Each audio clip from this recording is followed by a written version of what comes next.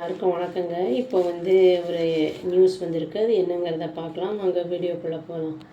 அதாவது external affairs minister Jaishankar, அப்புறம் commerce and industry minister என்ன பண்ணியிருக்காங்கன்னா, பியூஷ் கோயல் அப்படிங்கிறவங்க ரெண்டு பேரும் அவங்களோட கவுண்டர் பார்ட்ஸை மீட் பண்ணுறதுக்காக யூஎஸ்க்கு போயிருக்காங்க. நியூயார்க் அண்ட் வாஷிங்டன் டிசியில் இது நடக்க போகுது அப்படிங்கிற மாதிரி நியூஸ் வந்திருந்தது. அதான் மண்டே அன்னைக்கு அந்த ட்ரஸ்ட்டு ரெண்டு கண்ட்ரீஸ்க்கும் நடுவில் அந்த டெஃபிசிட் இருக்கிறதுனால இதை போய் அதை பேசலாம் அப்படிங்கிற மாதிரி ரெண்டு பேரும் போயிருக்காங்க அப்படின்னு நியூஸ் வந்திருக்கு.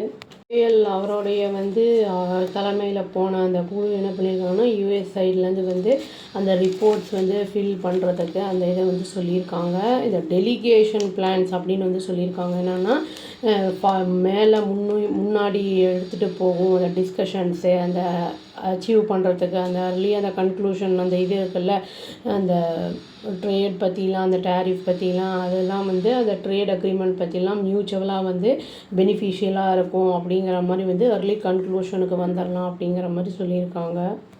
சொன்னது காமர்ஸ் மினிஸ்ட்ரி அவங்க சொல்லியிருக்காங்க. இது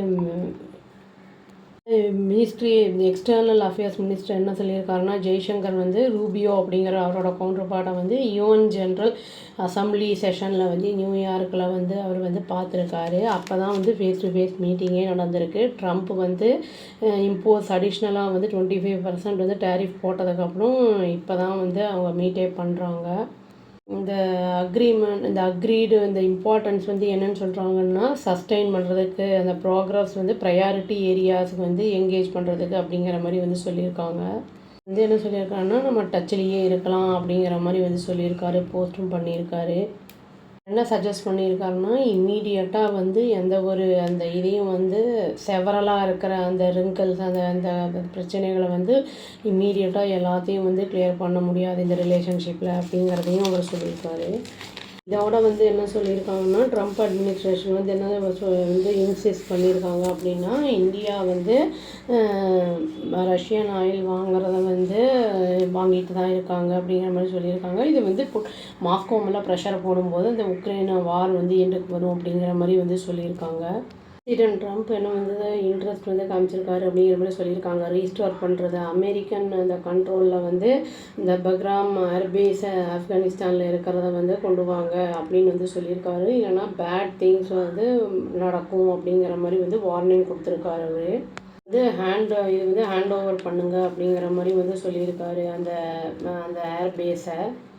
நேரத்தில் யூஎஸ் என்னென்னா ஒரு சின்ன கன்சர்ன் இருக்குது அவங்களுக்கு. என்னென்னா மியூச்சுவலாக டிஃபென்ஸ் அந்த ஒப்பந்தம் பண்ணியிருக்காங்க இவங்க சவுதியும் பாகிஸ்தானும்.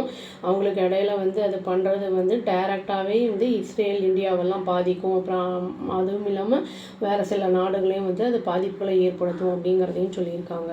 இந்த ட்ரேட் இஷ்யூஸ் இப்போ அக்ரவேட் ஆகிருக்கு. ஏன்னா யூஎஸ் டிசிஷன் எடுத்துருக்குல்ல, அதாவது இந்த எக்ஸ்ட்ராவாக இப்போது $1 lakh ஃபீ பே பண்ணும். அதாவது H1B விசாக்கு அப்படின்னு சொல்லியிருக்காங்கல்ல, அதுக்கு அந்த பெட்டிஷன் அந்த இதுக்கு அதுவும் இனி ஜாஸ்தியாக ட்ரிகர் பண்ணி விட்ருக்கு அப்படிங்கிற மாதிரி சொல்லியிருக்காங்க.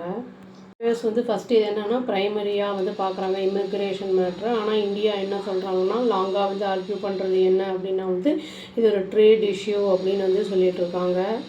பீப்புளோட மூவ்மெண்ட் ஜென்ரேட் பண்ணுறது எக்கனாமிக் ஆக்டிவிட்டி, அப்புறம் இந்த வின்ஃபால் அது ரெண்டு கண்ட்ரிக்கும் அப்படிங்கிறத சொல்லியிருக்காங்க. இந்தியா வாஷிங்டன் டிசிக்கு போனதுக்கப்புறம் சொன்னது கோயல் என்ன சொல்லியிருக்காரு அப்படின்னா, ரெண்டு கண்ட்ரிஸுமே கரெக்டான ட்ராக்கில் தான் ஒர்க் பண்ணிகிட்ருக்காங்க ப்ராப்பராக அப்படிங்கிறத சொல்லியிருக்காரு.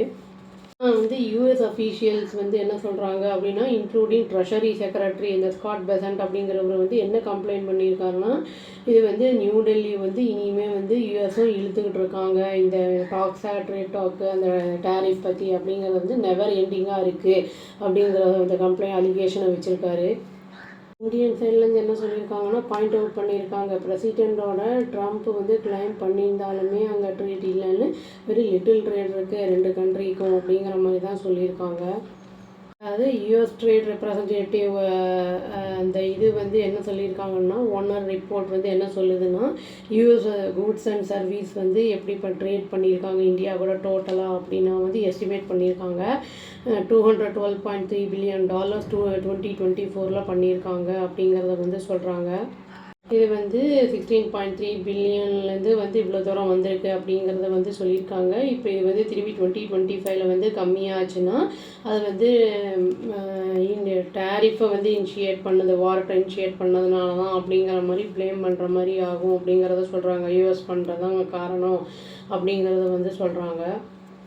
யூஎஸ் கூட்ஸ் ட்ரேடு வந்து இந்தியாவோட எவ்வளோ எஸ்டிமேட் பண்ணியிருக்காங்க அப்படின்னா $128.9 பில்லியன் வந்து 2024 நடந்திருக்கு. யூஎஸ் கூட்ஸ் வந்து எக்ஸ்போர்ட் இந்தியாவுக்கு எவ்வளோ பண்ணியிருக்காங்க அப்படின்னா வந்து அதாவது $41.5 பில்லியன் அதாவது அப் டு 3% வந்து இது ஃப்ரம் 2023 இதாக இருக்குது அப்படின்னு சொல்லியிருக்காங்க. யூஎஸ் கூட்ஸ் வந்து இம்போர்ட் ஆகிறது ஃப்ரம் இந்தியாவிலேருந்து வந்து அப்படிங்கிறத வந்து $87.3 பில்லியன் அப்படிங்கிறத வந்து சொல்லியிருக்காங்க. இப்போ வந்து நம்ம எம்இஏவும் வந்து காமர்ஸ் மினிஸ்ட்ரியும் வந்து பேசியிருக்காங்க. 2 பேரும் வந்து மினிஸ்டர்ஸ் அவங்க கவுண்டர் பார்ட்ஸோட இப்போ வந்து இவங்க டிசிஷன் என்ன எடுக்க போகிறாங்க அப்படிங்கிறது பார்த்தா தெரியும். 2 பேரும் வந்து பேசிட்டு வந்திருக்காங்க. வெயிட் பண்ணி பார்ப்போங்க. அவ்வளோதான். Thank you. Please do like, share and subscribe our channel. Click the all option and tap the bell icon. Thank you.